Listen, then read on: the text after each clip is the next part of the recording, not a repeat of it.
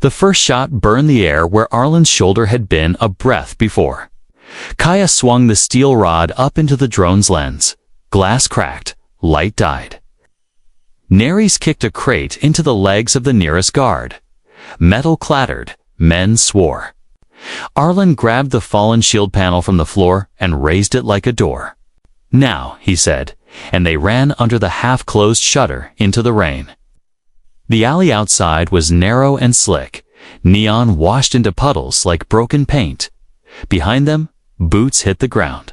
The slaver boss shouted orders, "Cut them." Off at the west chute, his voice carried like a knife. Kaya didn't look back. She pointed left. "Vents this way?" Neres nodded. 3 turns, then stairs. Arlen trusted them. He ran with short, steady steps, saving breath, not speed. A service drone spotted them and dipped low, red light blinking. Neres snapped the bracelet from her wrist and flung it into the rotor. The drone coughed and pinwheeled into a trash net. Sparks flew. "Nice throw," Arlen said without smiling, his lungs hot but even. Kaya slid under a pipe and shouldered open a rusted door. A stairwell yawned, dark and cold, smelling of mildew and oil. Down they went, past old posters and cracked tiles. Water dripped in a steady beat. Footsteps echoed like distant drums. Arlen counted the landings. 1, 2, 3. On the 4th, Neres stopped and pressed her ear to a maintenance hatch. "Quiet," she whispered. No hum. Old lift. Maybe dead. Arlen pried the hatch. With a flat tool from his coat, slow and patient, inside, cables slept like black snakes. A control box weighted with a dust film. Neres reached in, hands quick and careful.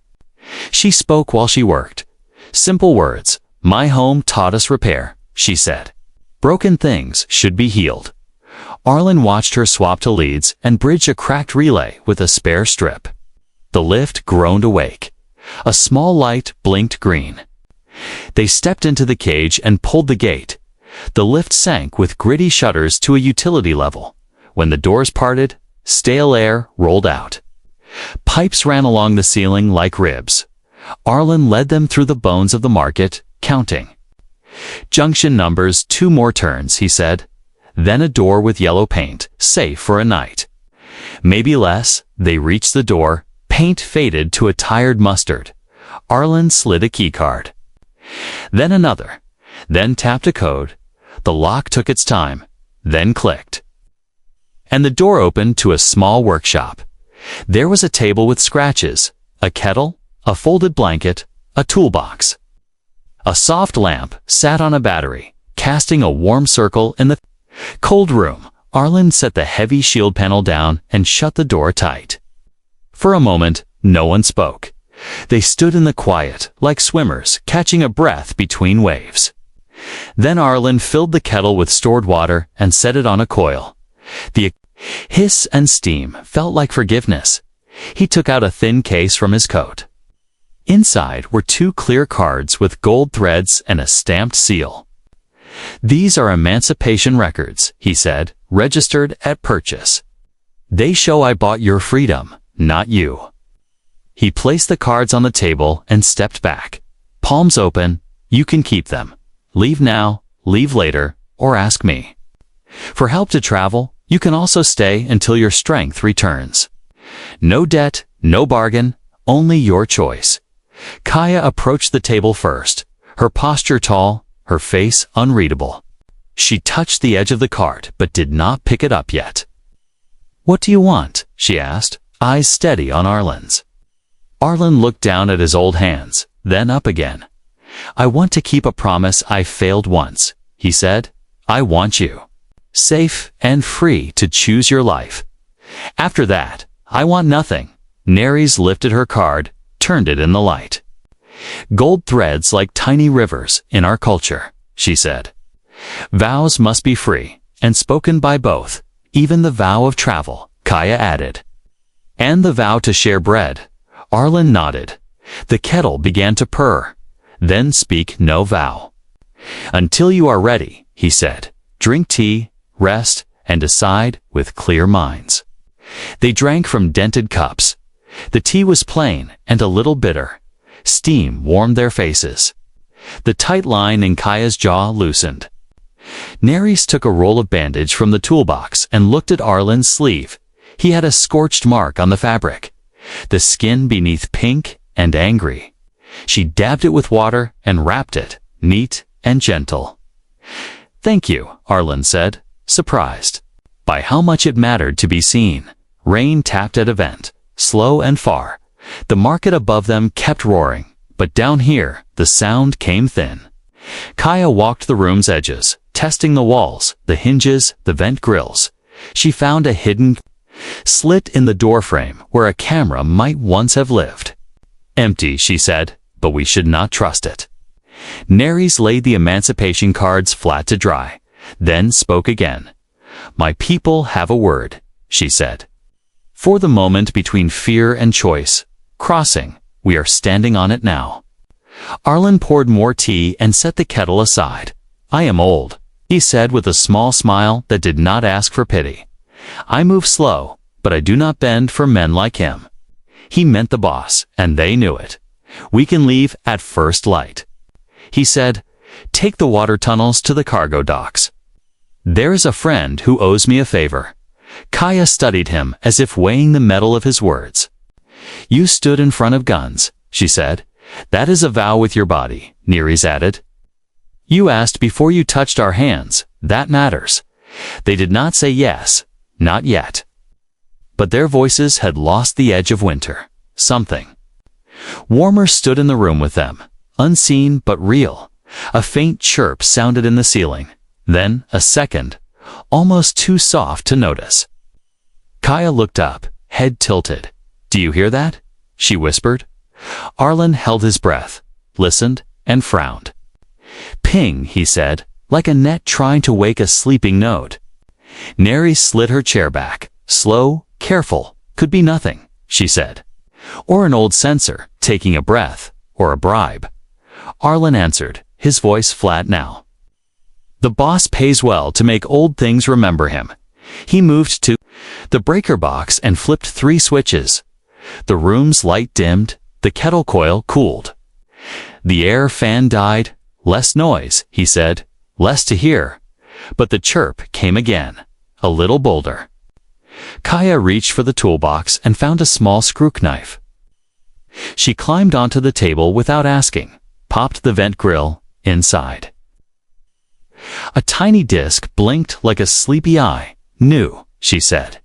"Not dusted." Neris took a bowl of water and held it up. Arlen nodded. Kaya dropped the disc into the bowl. It fizzed and went dark. Silence returned, heavy as a blanket and twice as thick. Arlen exhaled and nodded. "We cannot stay long," he said. "Someone knows this place." "We'll move before dawn." Neris picked up her card and slid it into a cloth pouch at her belt. Kaya did the same. Then they shared a look. Not yet a vow, but not refusal. They were choosing to keep choosing. Above the door, a weak strip of emergency light flickered to orange. Then came a low rumble that was not thunder. Arlen froze, counting heartbeats. The rumble grew teeth, turned into the grind of armored tires and the bark of orders. Kaya stepped down from the table, shoulders square, rod in hand. Neris swept the cups into a bag, grabbed a coil of cord, checked the back vent. "Too small," she said. "We stand here." The first hit shook dust from the ceiling. A second hit made the lamp jump on its battery base. "Open up." A voice boomed, cheerful and cruel. Routine inspection. Arlen walked to the door and set his palm against it, feeling the metal, feeling its fear. He turned to Kaya and Neris, his eyes calm and bright. "If they enter, they see me first," he said. "Use the seconds well." The third hit was not a hit. It was a blast. Light punched through the seams. The latch screamed. Bolts snapped like dry twigs. The door burst inward in a storm of splinters and sparks. Smoke rolled. Red beams cut the dust into hard lines. Arlen stepped forward into the doorway, old and unbending. Between the guns and the women, he stood like a wall that chose to be a wall, and the night of freedom learned its price all over again. The blast fog rolled into the room like hot breath. Red beams cut through dust. Gloves grabbed at the air. Arlen lifted the shield panel and took the first shove. Kaya swung the steel rod low at a boot. A man fell. Hard. Neres popped the cap on a foam can and fired white rain into the doorway. The foam ate the light, filled the red beams with milk, and turned shouts into coughs. "Dark," Arlen said, and slapped the breaker to kill the lamp. The room went black except for the glow from the hall. "Left wall, hand on metal." "Move," he said. They slid along the wall. Quiet feet, small breaths. Kaya tossed the kettle into the far corner. It banged and rolled. 3 rifles turned to the sound. The doorway opened a hand wider. Neres tugged the table and sent it crashing into the foam. Men shouted, lost their footing, boots squealed. Arlen found the back vent. Small but not hopeless. He wrenched the grill with a groan. Metal bit his palm. "Head first," he said. "Crawl and keep left." Kaya went in, then Neres. Then Arlen pushed the grill back half in to slow the chase. The vent was tight and cold. Dust hugged their faces. Hush. They scraped forward on elbows, counting breaths, counting heartbeats. Behind them, wood cracked. Someone found the back wall. Kaya whispered, "Turn," and angled into a drop shaft. She vanished, then called back from below. Ladder Neres followed, Arlen last, his knees a drum in the metal hollow. They climbed down into a maintenance tunnel. Low ceiling, wet floor. Pipes hummed like sleepy bees. Far-off water roared like a long sigh. Neres closed the safety grate and twisted off the handle so it would not open fast. Arlen leaned his back to a pipe and took inventory out loud. 3 foam cans, 1 left, 2 small cutters. Rope coil, shield panel gone, food, 2 bars, water, none, cards, safe. Kaya added, touching her pouch. "And this," she said. Holding up the auction name string she had tied on her arm, she tugged the string, thinking to throw it away, then paused. Small plastic beads clicked softly in her fingers. "Walk," Arlen said. "We talk while we move." They took the left fork, the one with old paint arrows and a smell like penny coins. Kaya moved with careful speed. Placing her feet in the dry gaps between puddles, Neres checked every grate they passed. Fingers, reading the rust like braille. Arlen taught a simple rule in a low voice. Run fast where they can't see. Walk slow where they can. Use corners as doors. Use doors as corners. At a junction, they stopped. Only 4 seconds. Kaya raised her hands and shaped signs. She spoke with her fingers, sharp and quick. Neres mirrored her, but slower. Arlen watched, curious. Kaya smiled a little. The kind that does not need lips, only eyes. "Field signs," she said, "from home." Silent talk for hunting and storms. Arlen copied 3 shapes, clumsy but brave. One meant stop, one meant danger ahead. One meant follow me. "Good," Kaya said. And the road between them grew shorter. The tunnel bent and bent again, like a spine that had carried too much. After 20 turns, Arlen stopped and leaned a hand on the wall. "Breath," he said. "Sip it, not gulp." They stood in the dark and let time pass them by. A drip counted seconds. A small current licked at their boots. Neres listened to the ceiling and frowned. "Drones," she whispered. "Distant echo says 2. Maybe 3. Arlen nodded. "We go under." He knelt at a floor grate and slid his cutter into old bolts. Metal gave way with tiny screams. Under. The grate was a shallow water trench. The water was cold, but clear enough to see the bottom. "Feet on the ledge," Arlen said. "Hands on the pipe. We move like a slow clock." They eased into the trench and moved with the water. The sound of their steps folded into the stream's voice and went away. While they walked, Arlen talked again. Short tips like pebbles in a pocket. To hide a trail, break the line. Turn when they expect straight. Climb when they expect. Turn, you smell, smoke tells lies. Oil tells truth. Kaya nodded, storing the words. Neris added from her own life to open old machines. Listen first, hands last. Every machine has a song. They climbed out where? The trench ended at a gate full of broken chains. Beyond the gate was a service corridor that smelled like hot dust. Kaya touched her arm again, the string with beads. She went still, eyes narrowing. A faint itch crawled along her skin, as if a tiny insect walked there. Wait, she said, and pulled one bead free. It was heavier than the others, and warm Arlen took it, squinted, and swore once. Microtag, he said. Piggyback beacon hidden in the auction string. Neris looked stricken, not with guilt, but with anger at a cheap trick. They tagged the name. She said, not the skin. Smart. Arlen said, and dirty. He pulled out the cutter and set the bead on a wet step. Back, he said, and burned it until it cracked and spat. A bitter smell rose, like burned sugar and metal. He crushed the pieces with his boot and swept them into the water. Signal gone, he said, but the last ping will wake them. They moved faster now, but with more care.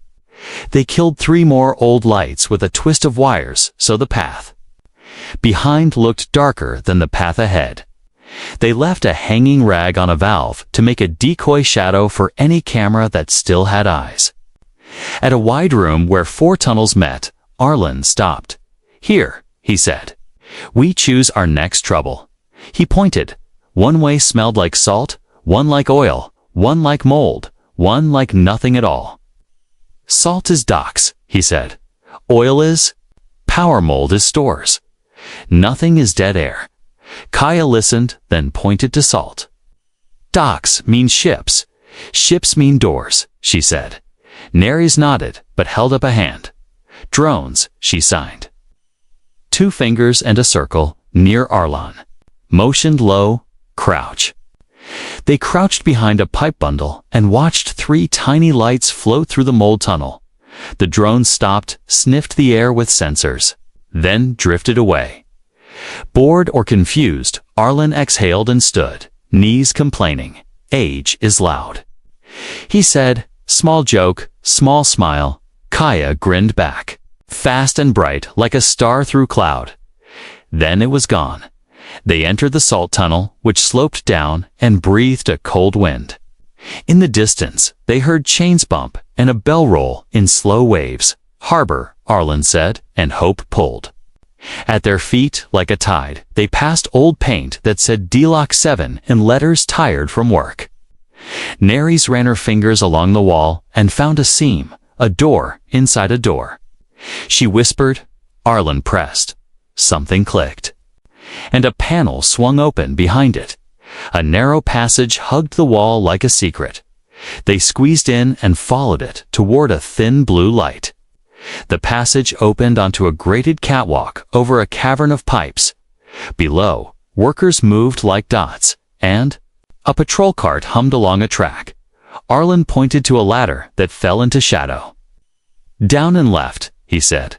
Then were 3 turns from open air. He put a foot on the ladder, then froze. Kaya froze too, because the air had changed.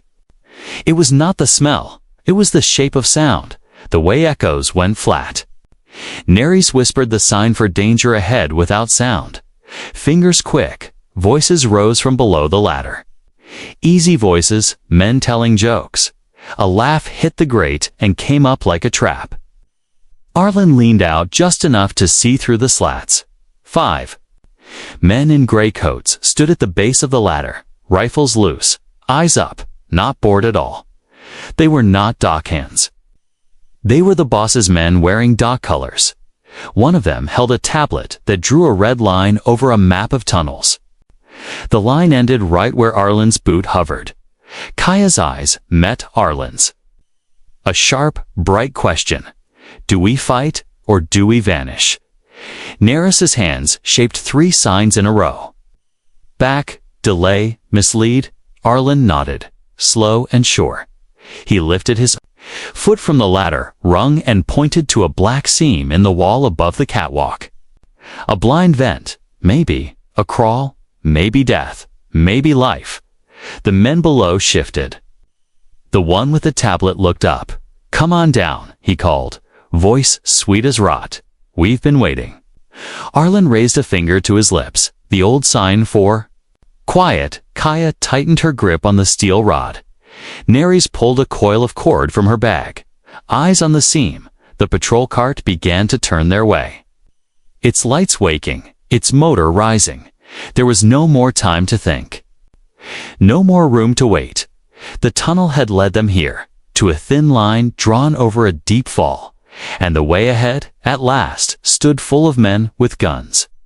Waiting in the salt wind, the patrol cart's hum rose like a slow saw. Men at the ladder grinned. Up into the grate, patient and ready. Salt wind licked the metal. The sea bell rolled again. Arlen tapped the wall seam with one knuckle. Once, twice, thrice. Hollow, thin. Promising nothing and maybe everything, Neri slid the cord around a pipe and tied a quick loop. Her hands were calm, her breath small and even. Kaya tested the seam with the screw knife and the steel rod as a lever. The panel moved a finger's width, then another. Rust cried. But the cart moaned louder and covered the sound. The man with the tablet lifted his head.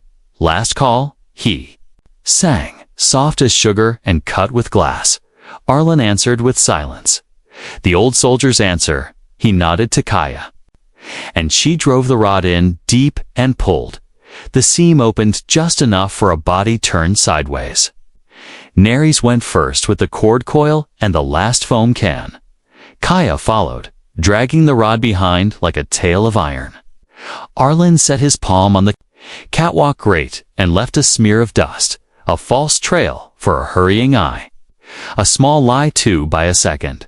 Then he slid into the seam and pulled the panel almost closed. The patrol cart rolled under them like a slow shark.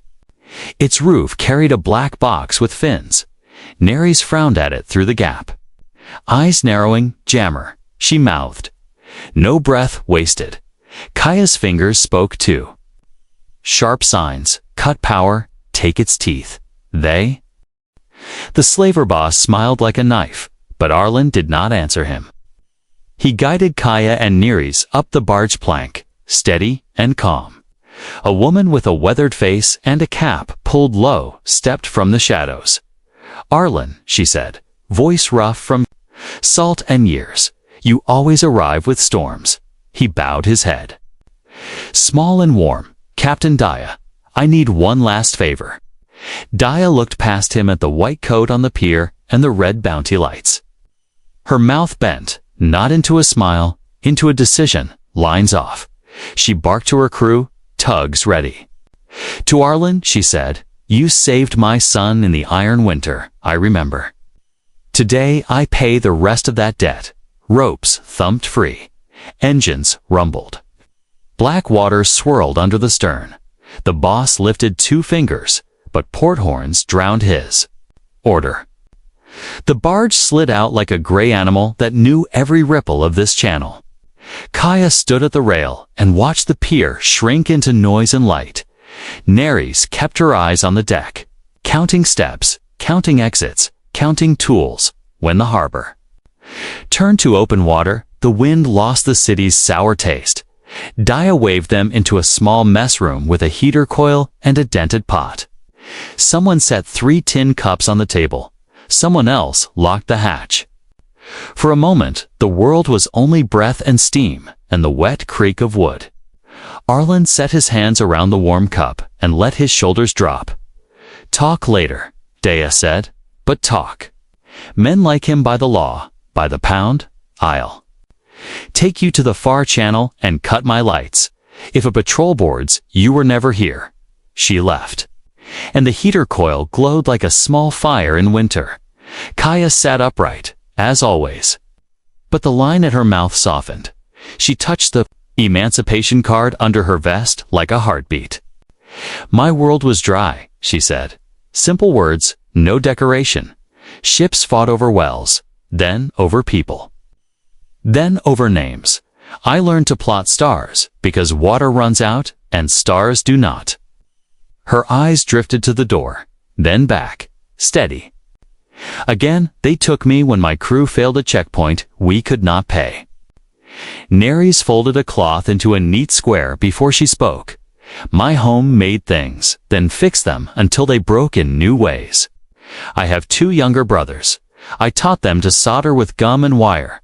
A drought came. Taxes came. Debt came. Men in gray coats bought our contract for grain. Her voice did not shake, but her hands pressed hard on the cloth. They said we were lucky. Arlen listened without moving, like a wall that learns to hold stories. When they finished, he told his own. The piece he had not said. Once I watched a girl pull at a locked gate, he said, crowd thick, guards thick, and me with a full bag and 2 good legs. I looked at the sky and the ground and nodded her eyes. I went home and made tea and tried to forget the sound of her hands on the bars. He rubbed his thumb along the cup. Rim, slow, ashamed, but not broken. I promised, not to gods, not to laws. To my own old bones, never again. Silence held them for a while. Not cold, just full. Kaya lifted her cup and spoke a word from her language. It sounded like a bell heard through snow. It means we see the vow, she said, Neris. Nodded, and we keep it with you. Arlen looked older and lighter at the same time. He set the cup down and spoke as if placing a stone on a foundation. No chains again, he said. Not while I breathe. Kaya and Neris repeated the words, not as an echo, but as a joining. The heater coil hummed. The little room felt larger. Like a house with the door open, Dea returned, rain in her capped brim and worry behind her eyes. Bad news wears fast. Shoes, she said. The white coat bought a fast launch. He filed a boarding order under trade safety. He's coming with Mercs. We can run, but he will run harder. She slid a small med pouch across the table. If it gets rough. Thank you, Arlen said, and stood. Then we do not wait for him to write our ending. He looked at Kaya and Neris. Positions, Kaya nodded, alert and calm. Show me the deck lines and the crane. Neris shouldered her bag. Show me the engine room and the breakers. They moved with Dea through the narrow hallways of the barge. Kaya checked the crane's swing and the winch brake. She tasted the salt on the rope and smiled in a small, private way. Good rope, she said. Honest rope. Neris kissed her fingers and pressed them to the engine casing. Listening, old heart, but strong, she whispered. Sing 4. Me, Arlen took a coil of line and a hook and set 2 simple traps where boots would never look. He spread oil in a thin veil where light would not catch it. He found a flare gun in a locker and counted the shells. He was slow, but his slowness was a map, not a weakness, when he finished. He stood at the midship ladder and breathed deep. Ready, rain hardened, waves slapped. A distant motor grew from a hum to a snarl. Dea killed her deck lights and blew. One short blast, the signal for hazard. It would make honest boats give way, and make liars speed up. The launch came on like a black tooth through water. Men crouched behind a shield, the white coat behind them, smiling as always. A loudspeaker crackled. Smooth voice, safety inspection. Arlen lifted the flare gun, but did not point it yet. Show your papers, the voice said. Open your hatches. Dea shouted back a string of legal numbers and ended with, denied. The launch bumped, hooks bit the barge rail. Mercs flowed like oil up the ladder. Kaya met the first with a coil of rope that turned into a noose. Gentle and decisive. He fell, not dead, only surprised, then angry, then tied. Nereis tripped the deck breaker for the crane. It groaned and swung. A hook kissed a shield and shoved 3 men sideways into a rail. Arlen fired a flare into the night sky, bright as a new star. It screamed up and hung there. A witness, a warning, a hope for any honest eye. Shots cracked, metal rang. Rain turned to steam where beams touched it.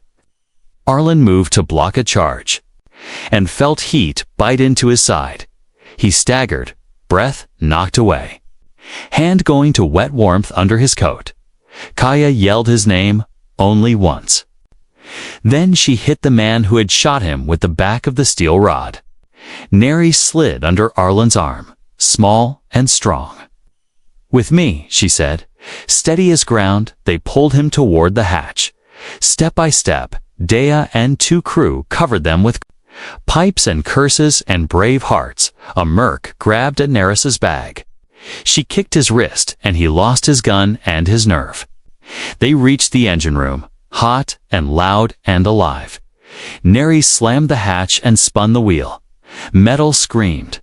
Then, held.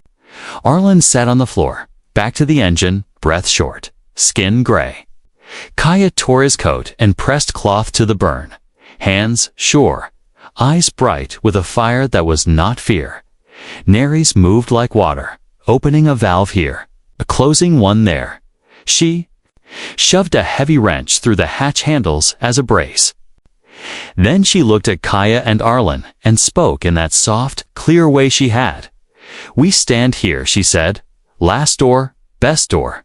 Above them, boots hammered. Orders cracked. The white coat's voice murmured like poison tea. Heat washed the sink room. The engine thumped like a drum, calling friends. Arlen's hand found Kaya's wrist, squeezed once. A vow without words. Kaya nodded, lifted the rod, and faced the hatch with her shoulders square. The lights flickered, the motor roared. The barge shuddered under a new weight. Nereis pulled a lever that would drown the deck in steam if the hatch opened. Outside, someone began to cut through metal. With a saw that sang of bad choices, the blade bit. Sparks fell like hot rain, and inside the engine room, 3 hearts set themselves like anchors, ready for whatever tried to come through. Asterisk, the saw bit the hatch and spit bright sparks into the engine room. Hot metal sang. The wheel shook. The brace wrench groaned. Nereis wiped sweat from her eyes and pointed to 2 brass valves. "On my count," she said. "We breathe clouds." Kaya set her feet. Steel rod across her forearms like a gate that would not open. Arlen pressed cloth to his side and nodded. Old pain steady. Old will steady. The blade cut a mouth in the hatch. A glove pushed through. Nereis snapped her fingers. 1, 2, 3, and spun the first valve. Steam burst from a cracked line like a white storm. She turned the second, slower, feeding the room with heat and whispering fog. The hole in the hatch became an eye that could no longer see. A man coughed, then swore, then shoved the cut wider. "Now," Arlen said, voice low and sure. Kaya lifted the wrench from the handles, let the hatch jump an inch, then slammed it shut. The men outside pushed back, weight against weight, noise against noise. Nereis slid the brace higher through the hatch hoops, tighter, meaner. Steam swirled around their ankles and painted everything soft and dangerous. "Let them come blind," she said. "Ah." And the engine thumped like it agreed. A small hiss near the floor made Arlen look down. A hairline crack in an old gauge winked and spit. He limped to it and thumbed the needle, easing pressure, saving the line. "Hold together," he told the ship. "One more hour." Old friend, above his head, the flare's echoes still lived in his ears, a bright promise in the dark. He could almost believe help would see it. Or courage would be enough if help did not. The saw screamed again, then stopped mid-cry. Silence fell, heavy, and then a whistle blew outside the hatch. Low and sharp gas. Someone warned, "Keep masks on." "Breach in 3, Kaya glanced. At Nari's, and Nari shook her head. A tiny no, their masks hate steam. She whispered, they fog and choke. Give them fog, Kaya answered, and kicked the drain cap. Boiling water rushed to the grate and rolled under the door like a shallow river. Boots shuffled. A man yelped. Another laughed mean, then quieted when the heat bit his skin. The cut mouth in the hatch coughed gray breath. A muzzle peeped. Arlen hurled a bolt through the sop. The barge eased into a gray slip beside a low metal building. A folding table waited under a canopy. A lamp hummed. Papers glowed on a tablet. Port officers stood in orange coats, boots wet, faces careful. The slaver boss stood tall in his white coat, smile a thin blade, Dia tied off, and nodded to Arlen. Kaya and Nari's walk straight, she said. Truth walks better than fear. They stepped onto the dock, rain ticking like small nails. The port officer with the tablet cleared his throat. Summary hearing, he said. Voice official. And board claimant alleges unlawful transfer of merchandise. Respondent alleges emancipation at point of purchase. Show proof. Arlen placed 2 clear cards on the table. Gold threads shining like tiny rivers. Emancipation records, he said, calm and plain. Filed at purchase, intent to free stated in writing. Witness signature, payment logged. The officer angled the lamp, scanned the seals, blinked. Once valid registry, he said, surprised but hiding it. The white coat's smile did not move, but his eyes did, small and fast. Neri set a small tray beside the cards. On it lay 2 ruined tracker discs and the cracked bead from the auction. String. She spoke simple, steady words, the kind that leave no room for tricks.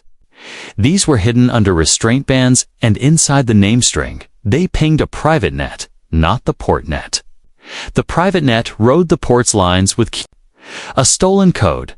The officer looked up, a quiet frown in his eyes now. Proof, he said. And Neri's reached into her bag. She laid a tiny recorder on the table, scratched and humble. It hears more than we do, she said. It heard the stolen code. She pressed a button. A soft chirp played. Then the same chirp again, faster, then a second tone, the port tone. And the way they tangled felt wrong even to a tired ear. The officer's jaw hardened. He turned to a technician in a gray hood. Run that, he said. And the tech nodded and plugged in a cable. Lines of light danced across the tablet screen. Numbers climbed and fell. The tech's mouth tightened. Piggyback confirmed, he said. Someone taught your drones to ignore their own laws, eh? Low murmur rolled along the dock crew. Old anger waking up. The white coat lifted one hand.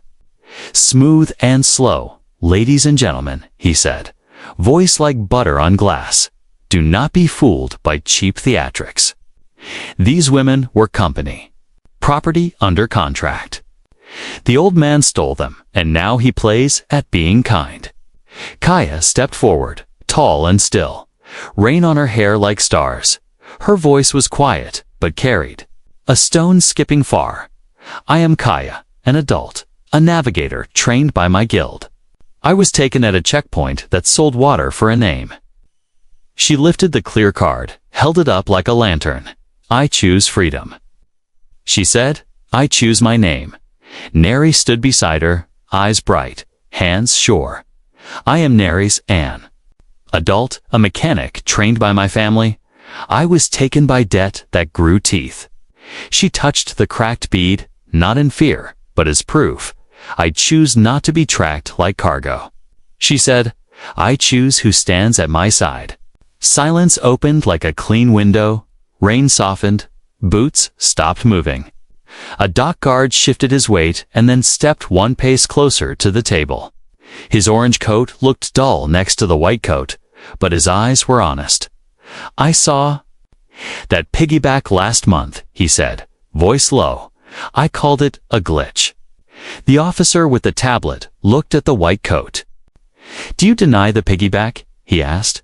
The white coat smiled. I deny that it matters, he said. Paper is stronger than noise. He pushed his own document across the table, stamped and clean. Reclamation writ, he said, signed. By contract court, Arlen did not touch the paper. He reached instead for the old recorder, lifted it, and spoke softly. Paper is strong when it serves the living, he said. It rots when it serves a chain. He looked at the officer, not as a fight, as a request. Call the code what it is. He said, theft of a voice that should be shared. Dia stepped forward then. Cap low, eyes hot. Tell him about Iron Winter, she said to the officer. The officer's face changed in a way a face changes when it remembers a debt. He held Kaya's and Neris's emancipation cards a little tighter. He looked at the boss again, and this time his voice had bones. Port code 9, he said. No person may be bonded by a private net. He tapped his screen. Seals shifted. Lines of light turned from red to green. Emancipation recognized, he said, clear as a bell. Reclamation writ void for human persons. He glanced at Kaya and Neris and repeated it. Persons, he said, firm and plain. The white coats. Smile broke like thin ice. Bounty orders, the officer continued, are therefore unlawful. He raised his hand. Dock guards lifted rifles, but not at Arlen's side. They aimed at the boss's men, who suddenly looked smaller than their coats. The tablet beeped again and showed a new message. Bounty canceled. Claims barred. Investigation opened. The murmurs along the dock turned to a hum of relief that tasted like fresh bread. The boss tried one last trick. Slick words, a nod to a hidden camera. But the camera wore foam fog and saw clouds, not faces. He took one step back. Then another. Dia's crew stepped forward. And so did two tug pilots who owed Arlen old kindness. The boss measured the tide and his odds and chose to live another day. He left with his men, not running, not winning. Just smaller. The officer slid the emancipation cards back to Kaya and Neris. Keep them dry, he said. Keep them close. He paused, then removed his orange cap on behalf of the port. He said, we failed before. We will try not to fail again. He did not ask for thanks. And none was needed. Rain thinned to a soft mist. Lamps made halos on wet wood. Dia clapped her hands once, bright and happy. Ceremony, she said, short and honest. She held up a small pouch. Grease on the cloth, love in the shape.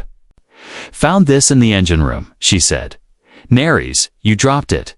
Inside were two thin copper rings twisted from wire. Ends hammered flat. Neris blinked. Then laughed, a sound like a bolt sliding smooth.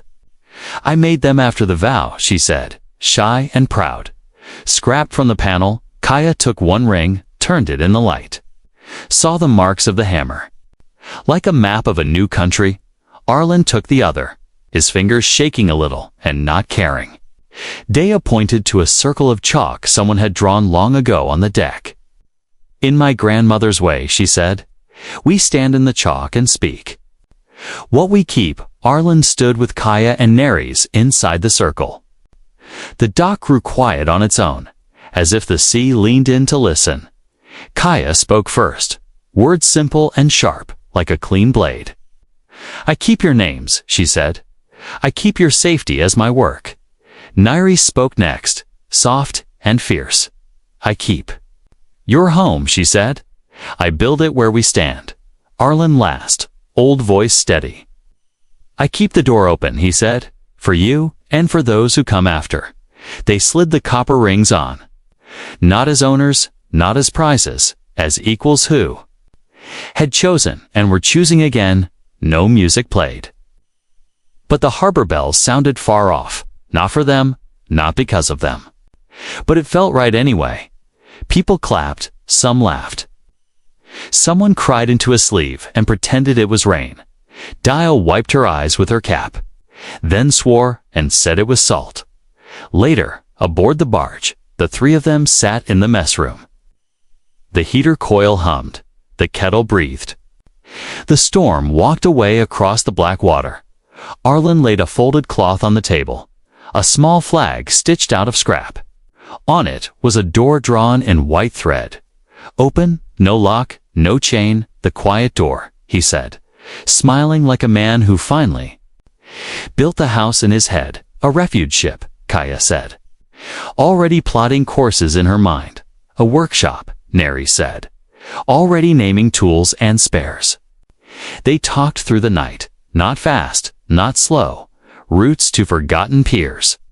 Signals for those who needed help, rules that were not rules, only promises written neat. No chains again, not while we breathe. Morning found them at the outer channel. Light, pale and clean. A small console blinked with a weak, distressed tone. Shy and stubborn, Kaya leaned over it and listened, then looked up, eyes bright. Cargo moon, she said. Old mine tunnels. One beacon, no reply. Neri's closed the toolbox and stood, ready at once. Arlen pulled his coat on. Slow but sure. He looked at them both, at the copper shining on their hands, at the open water waiting without fear. He smiled the kind of smile that makes an old face young. Let's go, he said. And the barge turned her nose toward the call. The quiet door opened on the sea, and three people who had chosen each other stepped through it together, not to an ending, but to the good work that does not end. Rain or sun, law or storm, voice or silence. They would go where a door was needed and hold it open until other hands could hold it too.